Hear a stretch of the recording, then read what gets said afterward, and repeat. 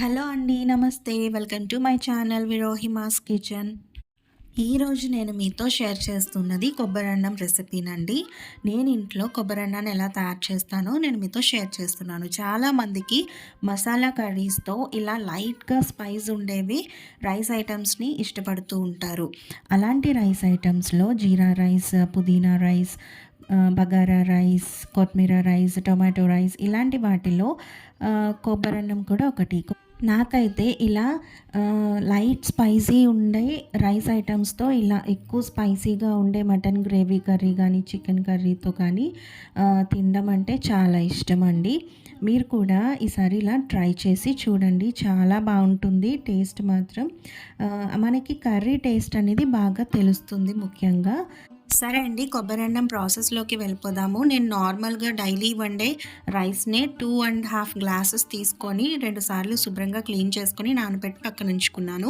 అలానే కొబ్బరి పాలను కూడా కొబ్బరి నుంచి తీసుకొని పక్కన పెట్టి ఉంచుకున్నాను. ఈలోగా మందపాటి గిన్నెని స్టవ్ మీద పెట్టుకొని 2 టేబుల్ స్పూన్ల నెయ్యి, 2 టేబుల్ స్పూన్ల ఆయిల్ యాడ్ చేసుకొని మరాఠీ మొగ్గలు, అనాస పువ్వు, యాలకులు, లవంగాలు, అలానే దాల్చిన చెక్క కూడా వేసుకోండి. చిన్న జాపత్రి మొగ్గ వేసుకోండి. బిర్యానీ ఆకులు తుంచి వేసుకోండి. అలానే జీడిపప్పు పలుకులు వేసుకొని కొంచెం సేపు ఫ్రై అయ్యాక ఒక పెద్ద సైజు ఆనియన్ని ఇలా చీలికలుగా కట్ చేసుకొని వేసుకోండి. ఇవన్నీ బాగా ఫ్రై చేసుకోండి. ఇవి బాగా ఫ్రై అయ్యాక ఒక కట్ట పుదీనాని ఇలా వలుచుకొని వేసుకోండి.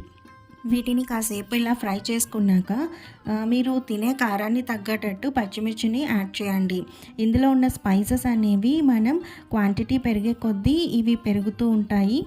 ఇవన్నీ నేను ఒక 2½ గ్లాస్ బియ్యానికి చేస్తున్నాను.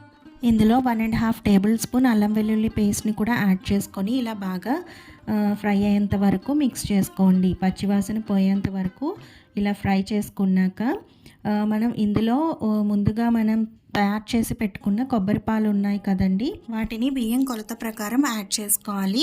నేను ఇక్కడ డైలీ మనం వండుకునే రైస్ని తీసుకున్నాను కాబట్టి ఒక గ్లాస్కి 2 గ్లాసుల కౌంట్ ప్రకారం నేను ఇక్కడ ఒక 4 గ్లాసెస్ కొబ్బరి పాలు అనేవి పట్టాయండి 2½ గ్లాస్ బియ్యానికి. ఇంకా మిగిలింది నేను నార్మల్ వాటర్ ఇంకో గ్లాసు వేసుకున్నాను. టోటల్గా 5 గ్లాసెస్ అనేవి వాటర్ పడుతుంది. అంటే 4 గ్లాసెస్ కొబ్బరి పాలు అలానే 1 గ్లాసు వాటర్ పడింది. ఇప్పుడు మొత్తం కొబ్బరన్నానికి సరిపడా సాల్ట్ని యాడ్ చేయండి. అలానే ఒకసారి బాగా మిక్స్ చేసేసుకొని నేను ఫస్ట్ ఆయిల్లో వేయటం మర్చిపోయానండి దాల్చిన చెక్క. ఇప్పుడు ఎసట్లో వేసేస్తున్నాను. మనకి ఎసరు అనేది బాగా మరగాలి. మరిగాక మనం ముందుగా నానబెట్టి ఉంచుకున్న రైస్ ఉంది కదండి, అది మనం యాడ్ చేసేసుకోవాలి. మనం ఇలా మరిగాక కొంచెం మనకి అది పొంగొచ్చాక మనం నానబెట్టుకున్న నార్మల్ రైస్ని ఇందులో యాడ్ చేసేసుకోండి. మీరు నార్మల్ రైస్కి బదులు బాస్మతి రైస్ని కూడా యూస్ చేసుకోవచ్చు. బాస్మతి రైస్కి అయితే మనకి ఒక గ్లాస్ బాస్మతి రైస్కి 1½ గ్లాస్ వాటర్ పడుతుంది. దాని ప్రకారం చేసుకోండి. కొబ్బరిని డైట్లో ఇంక్లూడ్ చేసుకోవడం చాలా హెల్దీ అండి. సో తప్పకుండా ట్రై చేయండి.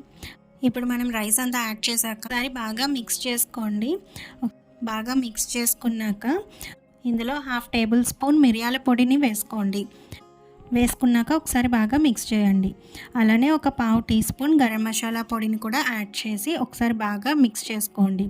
ఫైనల్గా కొంచెం కొత్తిమీరని కూడా మనం యాడ్ చేసుకున్నాక ఒకసారి బాగా మిక్స్ చేసుకున్నాక దీంట్లో కొంచెం తేమ ఉన్నప్పుడే మనం దీన్ని బాగా ఒకసారి మిక్స్ చేసేసుకుని నేను ఈ గిన్నెని ఇలా కుక్కర్లో పెడతానమాట. కుక్కర్లో పెట్టేటట్టు అయితే ఎసరు అనేది మనం మరిగినప్పుడు బియ్యాన్ని యాడ్ చేస్తాం కదండి, అలా బియ్యం యాడ్ చేశాక మనం ఏమైనా పుదీనా కానీ కొత్తిమీర కానీ మసాలా పౌడర్స్ ఇవన్నీ వేసేసి ఇంకా కుక్కర్ మూత పెట్టేసి డైరెక్ట్గా అలా పెట్టేయాలి. ఇలా అయితే మనకి కొంచెం తేమ ఉండేటట్టు చూసుకొని అంటే ఇలా పైన సెట్ చేసేసుకొని కొంచెం తడితడిగా ఉన్నప్పుడు ఇలా గిన్నెని ఇలా కుక్కర్లో పెట్టేసుకొని ఇలా దమ్ లాగా చేసుకుంటే మనకి 4-5 విజిల్స్కి ఇలా పర్ఫెక్ట్గా కరెక్ట్గా కుక్ అయి ఉంటుందన్నమాట. కొబ్బరి పాలల్లో మనకు ఆయిల్ ఉంటుంది కాబట్టి అది రైస్లోకి మిక్స్ అయ్యి ఇలా పర్ఫెక్ట్గా విరిగిపోకుండా రైస్ చక్కగా కుక్ అవుతుంది.